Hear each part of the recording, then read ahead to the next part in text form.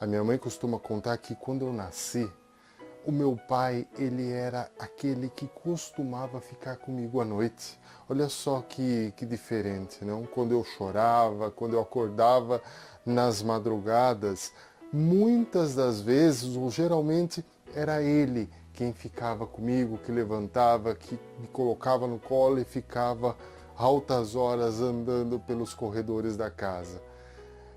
Mas o meu pai, ele era militar e ele ia trabalhar no dia seguinte, e mesmo assim ele se dispunha a fazer isso.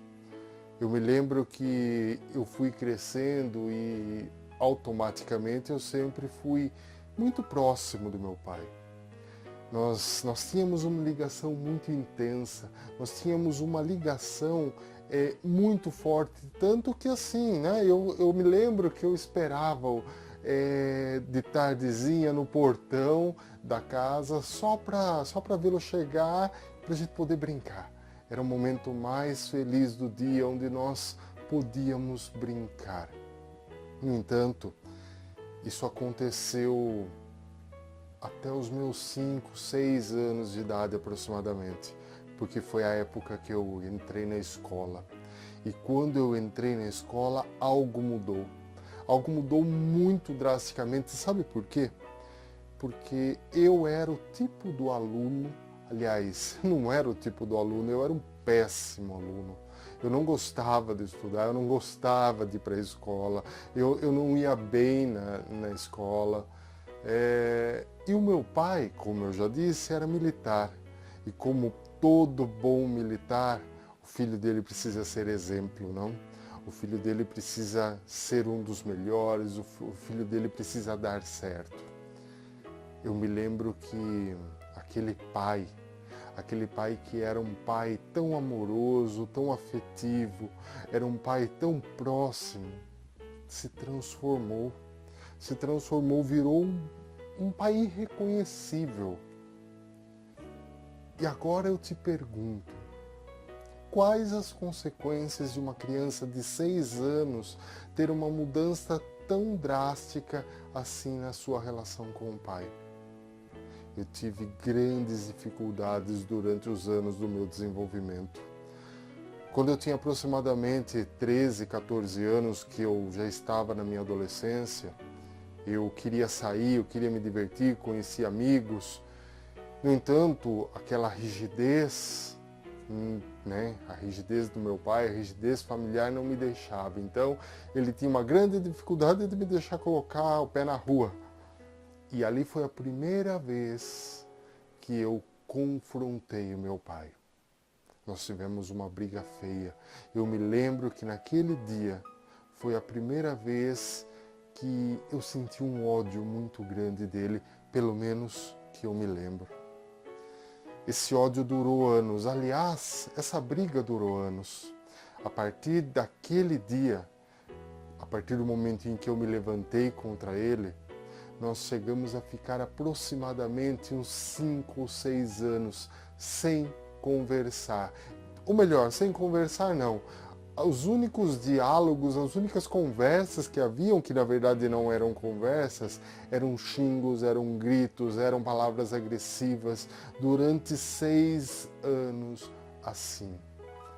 Até que um dia eu o chamei, já estava aí com aproximadamente 20 anos, 19 ou 20 anos, chamei, sentei com ele, tive uma conversa com ele, coloquei tudo na mesa, pedi perdão pelo que eu não fiz, contei o que ele havia feito, e a partir daí, a nossa relação começou a querer tomar um outro rumo.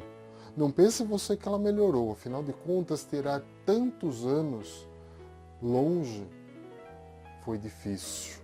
As nossas relações foram entre altos e baixos e elas foram caminhando durante os anos. Em 2007, aproximadamente, o meu pai ele veio a falecer.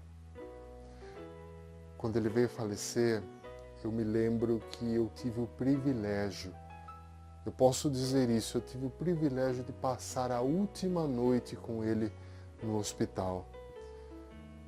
Quando ele morreu, a nossa relação estava boa. Não tão boa quanto os meus 5, 6 primeiros anos de vida, mas nós estávamos numa relação amigável. Eu estou te contando isso por quê? Porque eu acredito na relação pai e filho. O meu pai, ele me ensinou a ser pai. E ele também me ensinou a não ser pai. Ele me ensinou essas duas coisas, como ser e como não ser. E hoje eu tenho uma filha. Hoje eu tenho uma filha de 7 anos e eu aplico muitas das coisas que eu aprendi a ser e não ser com ele. Uma das grandes coisas que eu mais aplico com ela é essa presença. Essa busca por entender que talvez ela não seja a criança, o filho, a filha, que eu gostaria que ela fosse. Esse é um grande desafio para nós pais, não?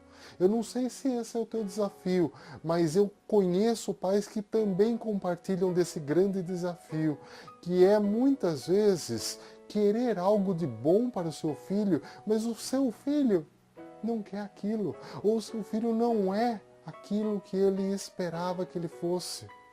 Eu preciso te dizer uma coisa. O teu filho é o teu filho, e as coisas que você projetou para ele são suas, não são deles.